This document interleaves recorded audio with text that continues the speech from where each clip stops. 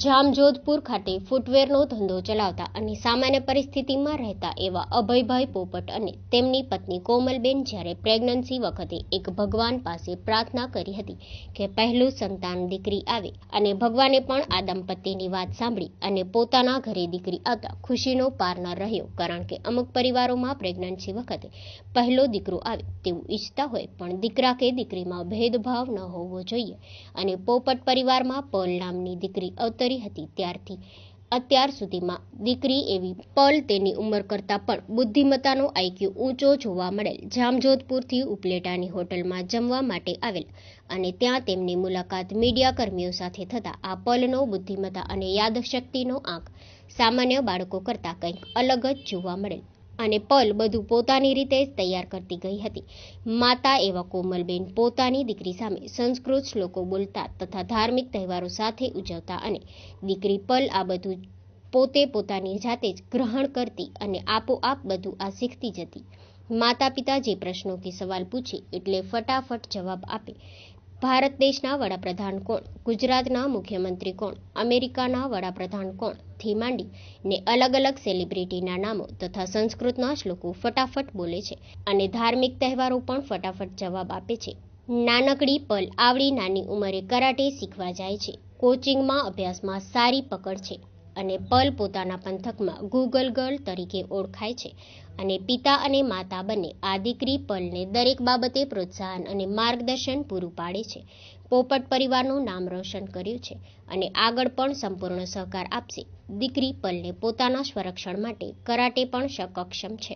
ત્યારે માતા કોમલબેને લોકોને એવું જણાવેલ છે કે દીકરા દીકરીમાં ભેદભાવ ન રાખવો અને સંતાનોને પોતાની સ્વક્ષમ માટે દરેક પ્રકારની તાલીમ આપવી જોઈએ. આમ પોપટ પરિવારની લાડકવાઈ દીકરી પલ પરિવારનું નામ રોશન કરતી રહે. તો શું કહે છે પલની માતા કોમલબેન પોપટ?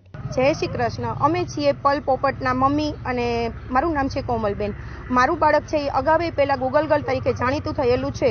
પહેલાં એ પીએમ કોણ છે, રાષ્ટ્રપતિ કોણ છે, અમેરિકાના રાષ્ટ્રપતિ કોણ છે એ બધું જાણતી હતી. આપણા તહેવારોમાં શું શું હોય છે એ જાણતી હતી. એને ક્યાં ભગવાન ગમે છે એ ભગવાનના મમ્મી પપ્પા વિશે પણ એ જાણતી હતી. અને હવે હું એને આપણા ભારતના સંસ્કૃતિ છે મૂળ એનાથી એને પરિચય કરાવવા માટે મેં એને સંસ્કૃતના યમનાષ્ટક શીખવાડેલા છે.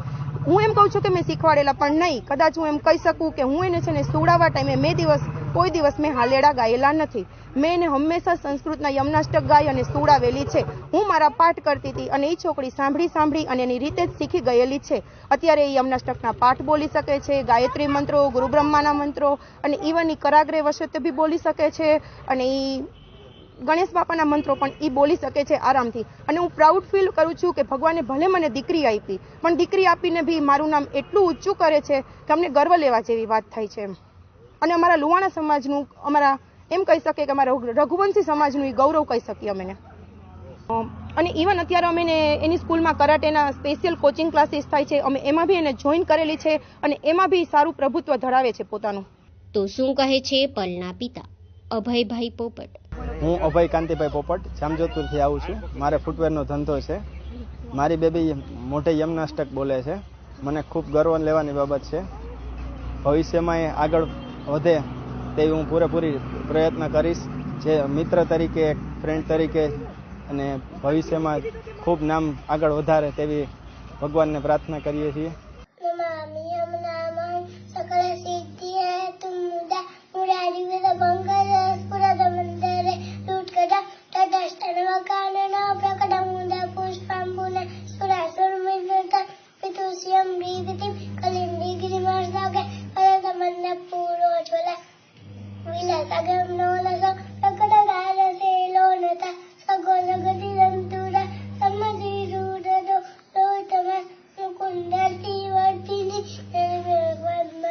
જયતિ પદ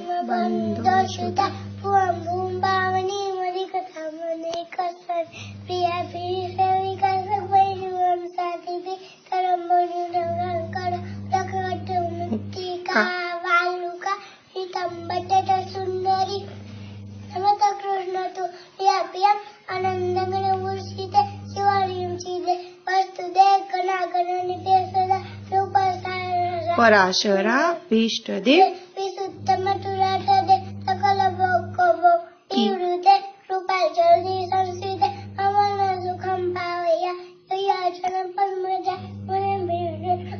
मुररिपो प्रियं भावुका समागमनतो आमिया सपत्नी प्रिये प्रियकलिंदा मनसी में सदा। સ્ટોરી બાય જયેશ મારડિયા, માં આશાપુરા ન્યૂઝ ચેનલ, ઉપલેટા, ગુજરાત.